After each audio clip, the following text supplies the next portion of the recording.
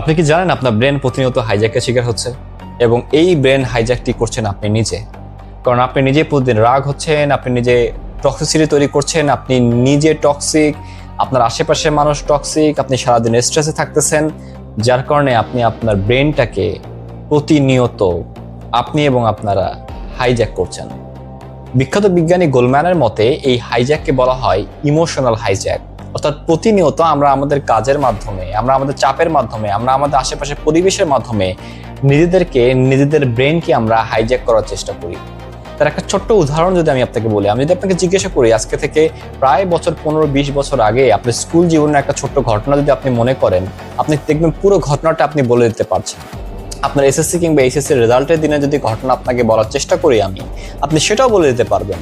কিন্তু আমি যদি আপনাকে 7 দিন আগে আপনি কি পোশাক পরেছিলেন কিংবা 3 দিন আগে আপনি দুপুরে কি দিয়ে ভাত খেয়েছেন বলার চেষ্টা করি, বেশিরভাগ মানুষই কনফিউশনে ভুগবেন এবং আলটিমেটলি অ্যান্সারটা দিতে পারবেন না।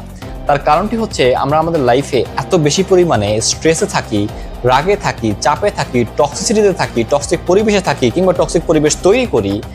এই জন্য আমাদের ব্রেনটাকে আমরা ঠিকমতো ইউটিলাইজ করতে পারি না এবং আমাদের মেমোরেবল কোনো ডে থাকে না এবং এভাবেই আমাদের ব্রেন হাইজ্যাকটি তৈরি হয়। এর প্রধান কারণটি হচ্ছে আমরা যত বেশি পরিমাণে রাগে, স্ট্রেসে, ক্ষোভে এবং অনেক বেশি পরিমাণে হতাশায় থাকি, আমাদের কর্টিসল নামে হরমোনটি ধীরে ধীরে রিলিজ হয় এবং এই কর্টিসল হরমোনটি আমাদের ব্রেনের হিপোক্যাম্পাসকে গিয়ে আঘাত হানে এবং এই হিপোক্যাম্পাস ধীরে ধীরে আমাদের মেমোরি শক্তিটাকে কমিয়ে দেয়। আলটিমেটলি আপনার ব্রেনের পরিমাণটি ছোট হতে থাকবে এবং আপনি ধীরে ধীরে সব ভুলতে শুরু করবেন এবং আপনার ব্রেন ঠিক মতো আর কাজ করবে না। সুতরাং আপনার বয়স যদি 45, 46, 50 কিংবা 52 হয় এবং আপনি যদি সারা জীবনে স্ট্রেসে থাকেন, আপনি ডেফিনেটলি সিটি স্ক্যান করে দেখতে পারবেন আপনার ব্রেনটি অ্যাট্রোফি হয়ে যাওয়ার সম্ভাবনাটা অনেক বেশি।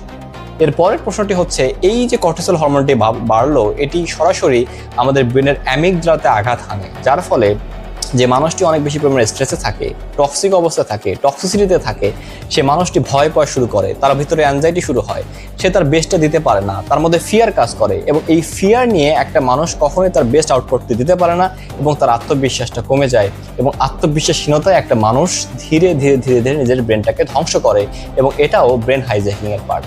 সর্বশেষ একটা মানুষের যখন কর্টিসল হরমোনটা বেড়ে যায়, আলটিমেটলি তার প্রিফ্রন্টাল কর্টেক্সে একটি আঘাত হানে, সে জাজমেন্টে ভুলে যায়, অতিরিক্ত চাপে, অতিরিক্ত স্ট্রেসে, অতিরিক্ত রাগে সে সিদ্ধান্তহীনতায় ভোগে এবং এই সিদ্ধান্তহীনতার কারণে সে ভুল সিদ্ধান্ত নেয়।